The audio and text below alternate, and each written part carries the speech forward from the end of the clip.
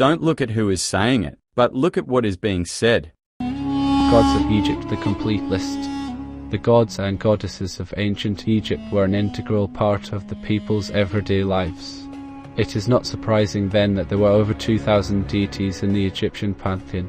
Some of these deities' names are well known: Isis, Osiris, Horus, Ammon, Ra, Hathor, Bastet, Thoth, Anubis, and Thoth, while many others less so.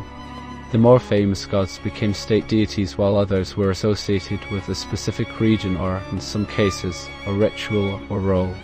The goddess Khebet, for example, is a little-known deity who offered cool water to the souls of the dead as they awaited judgment in the afterlife, and Seshet was the goddess of written words and specific measurements, overshadowed by Thoth, the better-known god of writing and patron of scribes. Ancient Egyptian culture grew out of an understanding of these deities and the vital role they played in the immortal journey of every human being. Historian Margaret Bunson writes, "The numerous gods of Egypt were the focal points of the nation's cultic rites and personal religious practices. They also played a part in the great mortuary rituals and in the Egyptian belief in posthumous eternal bliss. 98. The gods evolved from an animistic belief system to one which was highly anthropomorphic and imbued with magic.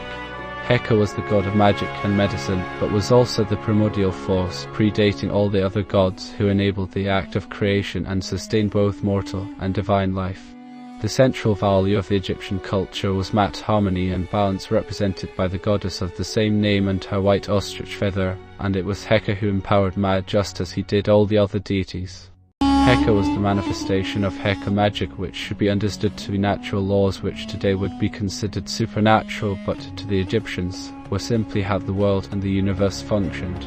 The gods provided people with all good gifts, but it was Heka which allowed them to do so. These gods all had names, individual personalities and characteristics, wore different kinds of clothing, held different objects as sacred, presided over their own domains of influence, and reacted in highly individualistic ways to events. Each deity had their own area of expertise, but were often associated with several spheres of human life. Hathor, for example, was a goddess of music, dancing, and drunkenness, but was also understood as an ancient mother goddess, also associated with the Milky Way as a divine reflection of the Nile River, and, in her earlier incarnation as Sekhmet, as a destroyer. The goddess Neith was originally a war goddess who became the epitome of the mother goddess, a nurturing figure to whom the gods would turn to settle their dispute. Many gods and goddesses, such as Set or Serket, transformed through time to take on other roles and responsibilities.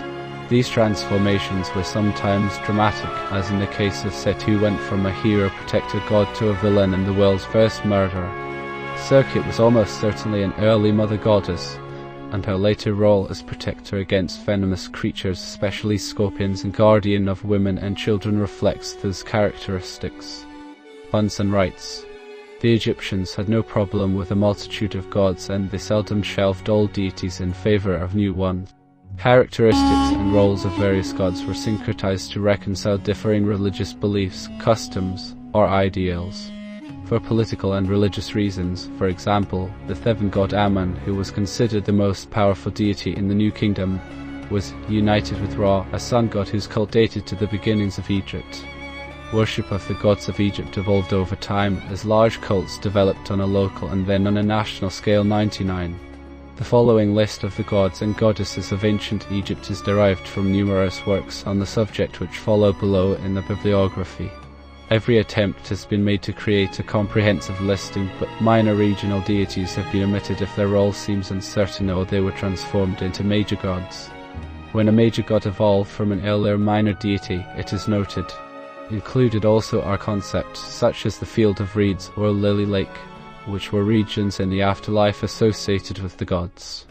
The definitions of the gods' characteristics and the roles they played are synthesized for clarity, but it should be noted that not every deity listed was understood in the same way throughout Egypt's long history. Osiris, for example, was most likely a fertility god in the predynastic period of Egypt, c. 6000–3150 BC, but was already understood as the first king by the early dynastic period.